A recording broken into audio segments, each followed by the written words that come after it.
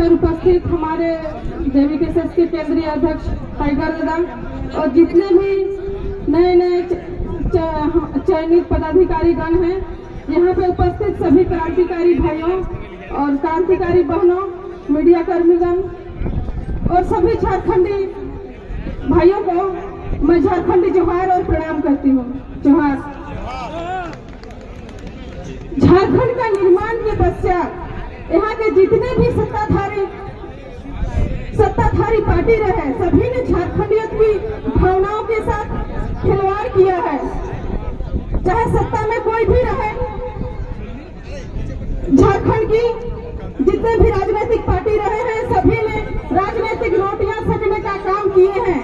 यही कारण है कि झारखंड हित के लिए जो झारखंड हित की नीति नियम जो बनने वाली थी, जो नीति नियम बनने वाले हैं, उस पर लकवा लग गई है।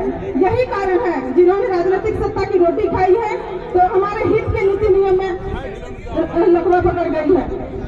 तो हमें इस बात को समझने की आवश्यकता है कि अगर इस तरह भी अगर होते रहे तो झारखंड के लिए बहुत दुखनीय बात है। हमारे झारखंड प्रदेश में बहुत सारे राज्य और हमारे यहाँ के झारखंड में 5वीं अनुसूचित क्षेत्र के अंतर्गत हमारे 13 जिला आते हैं।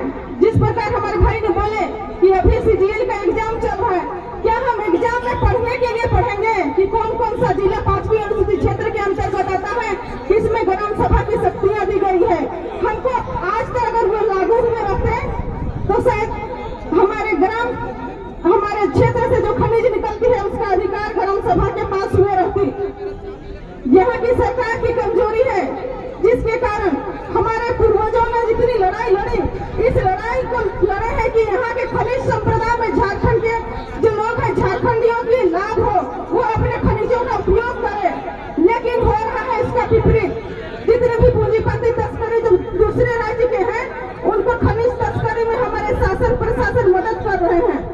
तो हमें अगर समता जजमेंट सही समय पे लागू हुए रहता है तो उन तस्करियों पे अंकुश लगाने का काम होता।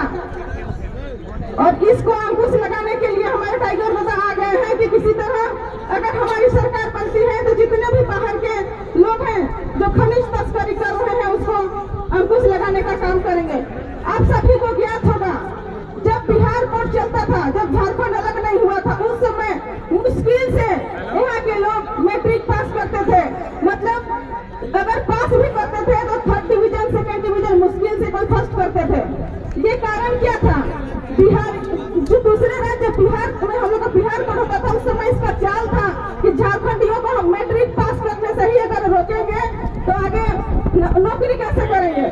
ये उनकी चाल थी।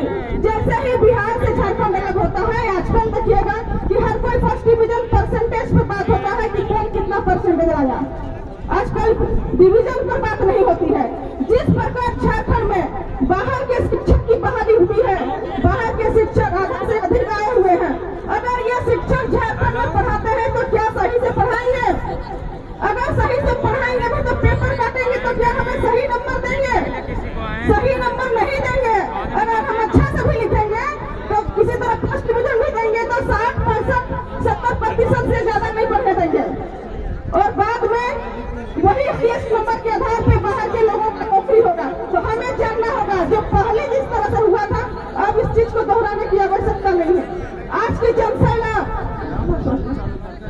जनसैलाब एक आस लेकर के आई है कि झारखंड में बदलाव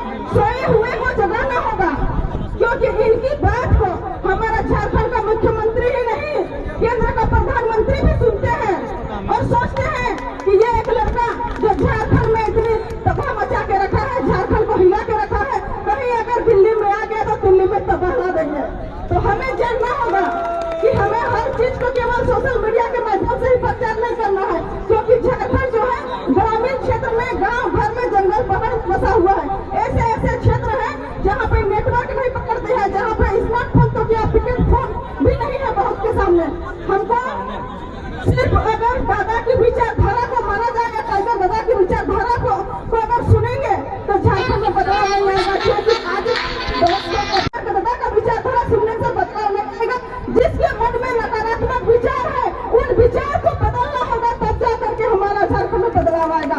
मतलब कहने का है कि आप फोन के माध्यम से सुनिएगा कि क्या बोल रहे हैं, क्या कर रहे हैं, तो बस आप श्रोता बन के सुनते रह जाइएगा। वीडियो में देखिएगा तो देखने वाले दर्शक बन के देखिएगा। तो गाँव भर में, झारखंड के पहाड़ी इलाका में जहाँ पे ना नेटवर्क पकड़ता है ना छोटा फोन है, उस जगह जा करके लोगों को इतनी ज्यादा जागरूकता करना है कि लोग इस पर लोभ लालच भी ना है। क्योंकि शिकारी जाल बिछाते हैं और दाना डालते हैं कबूतर के लिए। कबूतर के लिए हमें बाज बनना होगा। अगर कोई जाल डाले भी और अगर दाना डाले, हमें जाल में फंसना नहीं है, बल्कि जाल को उड़ा के ले जाना है। इस तरह से बाज खिलाड़ी बनना होगा कि हमें कोई दाना डाले भी ना डर से। इस तरह का माहौल तैयार करना होगा। मैं बहुत ज्यादा बात को नहीं रखूंगी क्योंकि बहुत सारे वक्ता है और जहाँ भी सभा होता है हमारे टाइगर होगा की बात को सुनने के लिए लोग आए रहते हैं। तो अपनी बातों को बहुत ज्यादा न करते हैं। समय निकल रही चंद शब्दों के साथ मैं अपनी बारी को विराम करती हूँ। धन्यवाद और शुभाशय को बना।